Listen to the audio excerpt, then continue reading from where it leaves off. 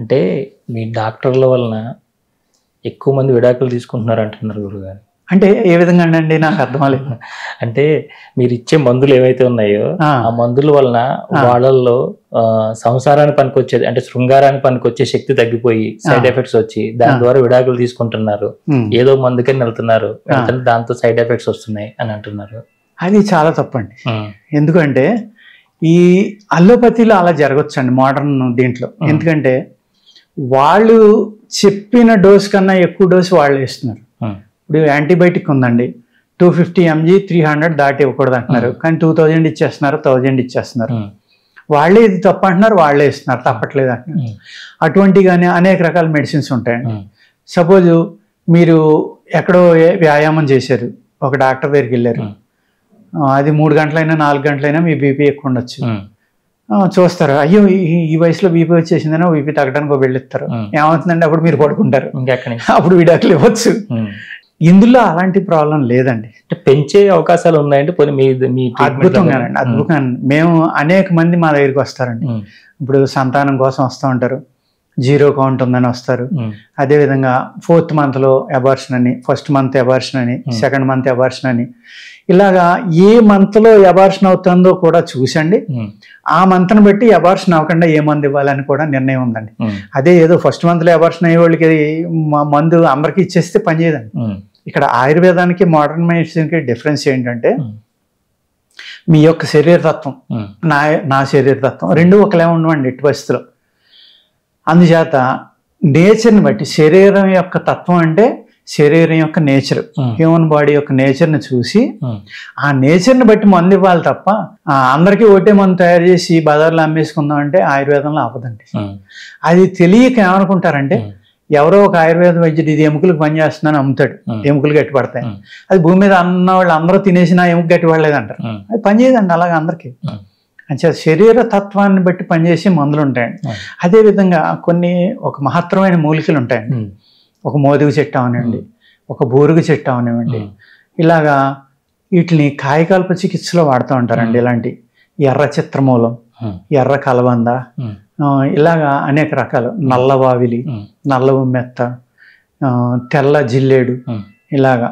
అలాగే డావరడంగి అనే ఒక మూలిక ఉందండి. ఇలాంటి మనకి తెలుసున్నాయి, చాలా సింపుల్ అండి. ఇప్పుడు మనకు తెలుసున్నాయి 1,05,000 మూలికల్ని 6,000 సంవత్సరాల క్రితం వాడివారండి. ఇప్పుడు గుర్తించగలిగేది కూడా లేదు, మన పక్కనే ఉన్నా కూడా. 5,000 కంటే గుర్తించేవాళ్ళు లేరండి ఇప్పుడు. అందుకనే రామ్దేవ్ బాబాని అంత మహానుభావుడు అని ఎందుకు అంటున్నానంటే, నేను 50,000 పైచీలకు మూలికల్ని గుర్తించడమే కాదండి, 12,000 మూలికల్ని వాళ్ళు చిత్రాలు గీశారండి. ఎంత మహానుభావుడు అండి. అంటే ఈ పటుత్వాన్ని పెంచడానికి మీ దగ్గర అంటే మెడిసిన్ ఉందా, లేదంటే ఏదైనా ప్రోడక్ట్స్, పౌడర్లు అలా చాలా అద్భుతమైన ప్రోడక్ట్స్ ఉన్నాయండి మన దగ్గర, ఈ పురుష వ్యాధులకు అన్నిటికీ కూడా. అదేవిధంగా ఇక్కడ ఏం చేస్తాం అంటేనండి, మనం స్త్రీ యొక్క శక్తిని, పురుషుని యొక్క శక్తిని రెండాటిని పెంచాలండి ఇక్కడ. ఎందుకు అంటే ఇప్పుడు మన యంగ్ పీపుల్ ఏమని అనుకుంటున్నారంటే, వాళ్ళు మనం లైఫ్లో సెటిల్ అయ్యాక పెళ్లి చేసుకోవాలి, సెటిల్ అయ్యాక అంటే ఒక కారు కొనుక్కోవాలి, ఒక ఇల్లు అవ్వాలి, లేకపోతే ఇంకోటి ఈ విధంగా వస్తుంది. 40 వస్తున్నాయి మీరు అన్నట్టుగా, కనీసం 30, 32, 35. ప్లస్ మన జీవన విధానంలో ఏమైందంటేనండి, ఈ పురుగు మందులు, ఎరువులు అతిగా వాడిన కల్మషం అయిపోయి ఎటువంటి శక్తి లేని ఆహారాన్ని మనం తింటున్నాం. భూమి పవిత్రంగా ఉందనుకోండి, బాగుందనుకోండి, ఆ భూమిలోంచి మనకి విటమిన్ సి వస్తుంది, D3 వస్తుంది, B12 వస్తుంది, ఏ విటమిన్ వస్తుంది, ఈ విటమిన్ వస్తుంది, మనం తిన్న కూరలు అన్నీ వస్తాయి. అసలు భూమిలో ఏమీ లేకుండా చేసామండి మనం. చేసేసినప్పుడు ఆ ఫుడ్లో ఎలా వస్తుందండి? అది ఊరికే మనం చెప్పాలి కాబట్టి చెప్తున్నాం అంతే, అది తినండి ఇది తినండి అని. ఉపయోగం ఏమీ లేదు. ఎప్పుడైతే మనం తినే దాంట్లో ఉపయోగం లేదు, ప్లస్ కెమికల్స్ ఉన్నాయి, లెడ్ లాంటివి ఉన్నాయి, అనేక రకాల టాక్సిన్స్ ఉన్నాయి, ఆర్సినిక్స్ ఉన్నాయి. దానివల్ల ఏమవుతుంది, వీళ్ళకి 30 సంవత్సరాలు రాకుండా మినిమమ్ 2-3 ప్రాబ్లమ్స్ ఉంటున్నాయండి. థైరాయిడ్, కొలెస్ట్రాల్, లేకపోతే కొలెస్ట్రాల్, షుగరు, ఇంకోటో ఏదో ఒకటి 2-3 ఉంటాం. నెత్తి మీద జుట్టు కూడా ఉండలేదు చాలా మంది. అప్పుడు పెళ్లి చేసుకుందాం అనుకుంటున్నారు. ఏమవుతుందండి, వీళ్ళు వంశపారంపర్యంగా ఈయనకున్న జబ్బులన్నీ ఆయనకు అందిస్తున్నాడు పుట్టబోయే పిల్లలకి, అంతే తప్ప వీళ్ళు ఒక గట్టి జనరేషన్ అంటే శక్తివంతమైన పిల్లల్ని కంటానికి ఆ తల్లిలో శక్తి ఉండలేదు, ఇతని స్పెర్మలో శక్తి ఉండలేదు, పురుషత్వంలో. అందుకు ఏం చేయాలంటే, ఈ 30 years దాటి మ్యారేజ్ చేసుకునే వాళ్ళు అందరూ కూడా మన దగ్గరికి వచ్చారనుకోండి, వస్తే వాళ్ళకి క్షేత్రశుద్ధి బీజశుద్ధి రెండు జరుగుతాయండి. క్షేత్రం అంటే స్త్రీ, బీజం అంటే పురుషుడు. ఈ బీజం ఒక సౌడు భూమిలో వేసాడు అనుకోండి, ఎంత అద్భుతమైన బీజం అయినా కూడా సౌడు మొక్కే పడుతున్నాడు, సరైన శక్తివంతం ఉండదు. ఇక్కడ ఈ బీజంలో శక్తి లేకపోయినా ఆ క్షేత్రంలో మంచి బలం ఉందనుకోండి, అప్పుడు మంచి సంతానం కలుగుతుంది. బలమైన వాళ్ళు, తెలివైన వాళ్ళు, అందమైన వాళ్ళు, జబ్బులకు దూరంగా ఉండేవాళ్ళు, ఏదైతే ఈ వంశపారంపర్యంగా వచ్చే వ్యాధులు ఉన్నాయో వాటి నుంచి దూరం చేయాలి, ఒక శక్తివంతమైన అద్భుతమైన ఫ్యూచర్ జనరేషన్ని మంచి పిల్లల్ని ఇవ్వాలంటే అది చేసి తీరాలండి. అలా చేసినప్పుడు ఏమవుతుందంటే స్త్రీ యొక్క క్షేత్రశుద్ధి అయ్యి ఈ పురుషుని యొక్క బీజంలో శక్తి పెరిగినప్పుడు అద్భుతమైన సంతానం కలుగుతుంది వాళ్ళకి. వాళ్ళ దేశం కోసం కానీ, సంసారం కోసం కానీ, తన ఫ్యామిలీ కోసం కానీ ఏదైనా చేయగలిగే శక్తి. ఏదో పుడుతూనే డబ్బులతో పుడితే వీళ్ళకే కష్టమే కదండి. వీళ్ళకి జీవితం అంతా వాళ్ళ హాస్పిటల్కి తిప్పడమే సరిపోతుంది. అది వాళ్ళకి అర్థం అవట్లా. ఇప్పుడు ఆరోగ్యకరమైన పిల్లలు పుడితే ఆనందంగా ఉంటారు, వీళ్ళు ఆనందంగా ఉంటారు. 18 ఏళ్ళకి 20 ఏళ్ళకి చేసేవారండి. బెళ్ళాన్ని సినిమాకి తీసుకెళ్లాలంటే తండ్రిని ఒక 10 రూపాయలు ఇమ్మని అడిగి తీసుకెళ్ళేవాడు. అది సిగ్గుగా అనుకునేవాళ్ళం కాదు. ఇప్పుడు రకరకాల ఆలోచనలు అండి. ఎస్, నా డబ్బులు నేనే సంపాదించుకోవాలన్నది. సంపాదించుకో కాదంట్లా, కానీ ఆ టైంకి వివాహం ఎప్పుడైతే 18-22 మధ్యన చాలా శక్తివంతంగా ఉంటారండి కుర్రాడు స్త్రీ కూడా. అందుకేమవుతుందంటే ఆ టైంలో పుట్టిన పిల్లలు కూడా బాగా బలమైన వాళ్ళు పుడతారు. వీళ్ళకి 45 వచ్చేటోడికి మళ్ళీ వాళ్ళు రెడీ అయిపోతారు. ఇక్కడ ఏమన్నా జరిగినా, ప్రమాదం జరిగినా, ఇంకోటైనా తల్లి కానీ తండ్రి కానీ లేకపోయినా కూడా సంసారాన్ని చూసుకునే శక్తి వాళ్ళకి వస్తుందండి. ఈయన రిటైర్ అవ్వకముందరే వాడు చేతికి అందొచ్చేవాడు. ఒక అద్భుతమైన ఆలోచనతో అది చేసేవారండి. ప్లస్ ఇంకోటి ఏంటంటేనండి డిఫరెన్స్, పురుషుడికి స్త్రీకి 6 నుంచి 10 ఏళ్ళు డిఫరెంట్ ఉండేలాగా చూసేవారు వయసులో. పురుషుడికి ఎక్కువ వయసు ఉన్న వాళ్ళని చూసి చేసేవారు. ఇప్పుడు 1-2 ఏళ్ళు తేడా ఉంటే ఇంత వయసు తేడానా చేయమంటున్నారు. కానీ వాళ్ళకి సైన్స్ అర్థం అవట్లేదండి, దాని వెనకాల ఉన్న సైన్స్.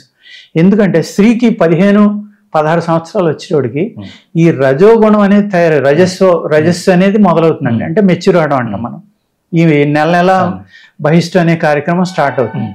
దానివల్ల ఏమవుతుందంటే వీళ్ళ శరీరంలో ఉన్న బ్లీడింగ్ అవుతుంది కదండి. అప్పుడు ఐరన్ కానీ అనేక మినరల్స్, కాల్షియం ఇలాంటివి వేస్ట్ అవుతూ ఉంటాయి.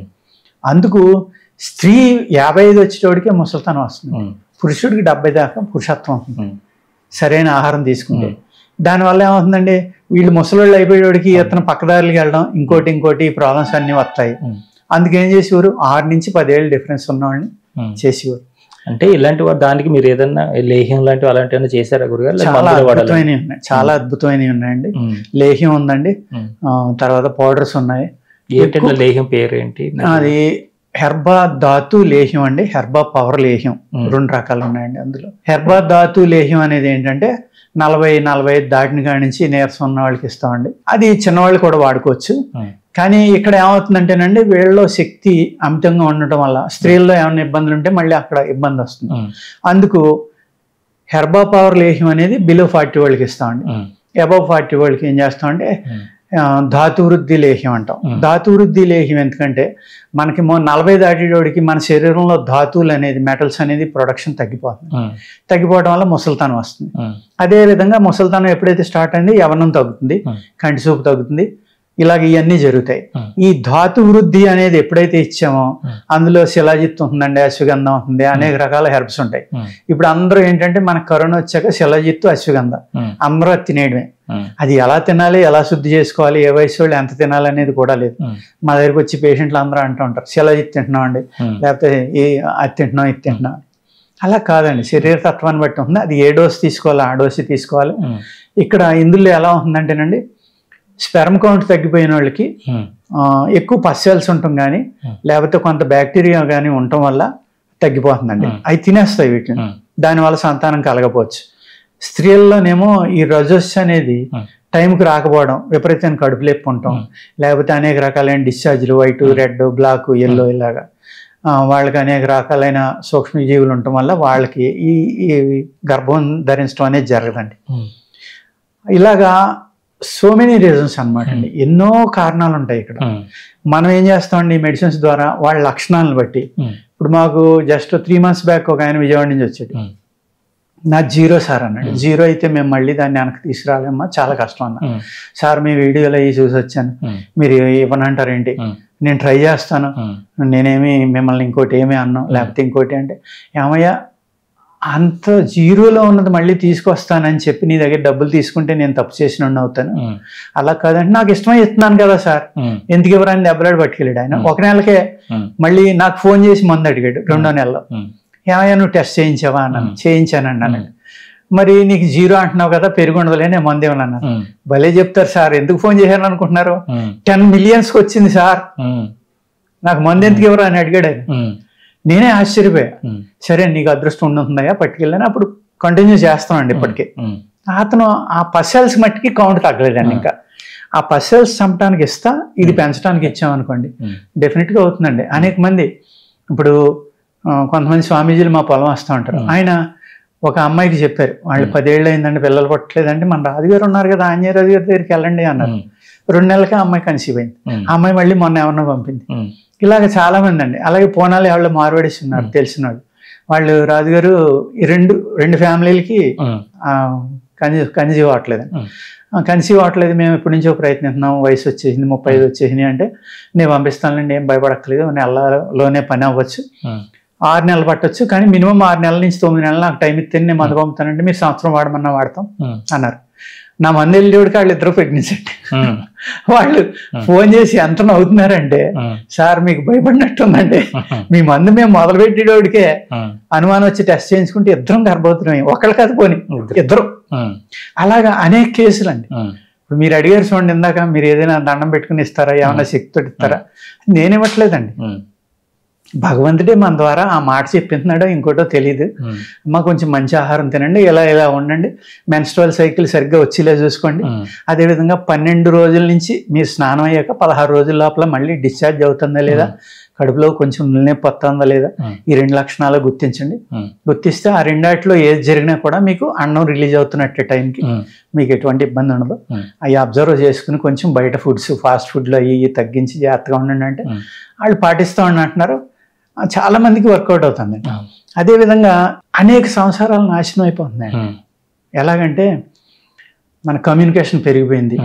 వీళ్ళు ఈ కమ్యూనికేషన్లో ఈ టీవీల్లోని లేకపోతే యూట్యూబ్లోని అనేక రకాల టీవీల్లోని చూస్తారు, ఇదే సెక్స్ కాను లేకపోతే ఇదే జీవితం అనుకుంటారు. అది కాదనేది చాలా మందికి అర్థం అవుతుంది.